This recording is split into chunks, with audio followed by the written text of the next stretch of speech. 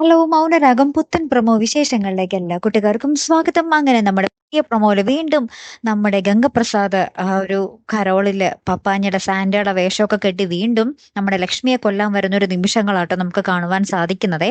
കാർത്തികയാണ് ലക്ഷ്യം വെച്ച് വരുന്നതെങ്കിലും ലക്ഷ്മിയാണ് ഇത്തവണ നമ്മുടെ ഗംഗപ്രസാദിന് മുന്നിൽ ഇരയാകുന്നത്. അതെ കൂട്ടുകാര്, അതിന് പിന്നാലെ നമ്മുടെ പോലീസ് സ്റ്റേഷൻ നമ്മുടെ ജയിലിൽ ഇരുന്നോണ്ട് നമ്മുടെ രാഹുലിനോട് വിക്രം പറയുന്നുണ്ട്, ഞാൻ പരോളിൽ ഇറങ്ങിയാൽ ഉടൻ തന്നെ കാർത്തികയെ ഇല്ലാതാക്കാനായിരിക്കും ഞാൻ ശ്രമിക്കുന്നേ.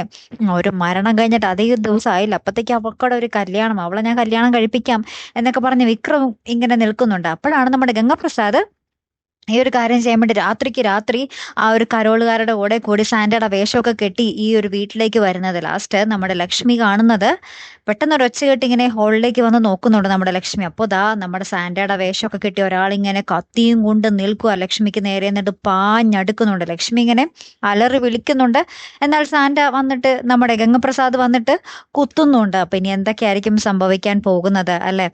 ഇനി ദീപയുടെ പുറകെ നമ്മുടെ ലക്ഷ്മിയും കൂടെ യാത്രയായ പിന്നെ അടിപൊളിയായി. കാത്തിരുന്ന് തന്നെ കാണാട്ടോ. അടുത്തൊരു വീഡിയോയുമായി വരുന്നത് വരയ്ക്കും ഗുഡ് ബൈ.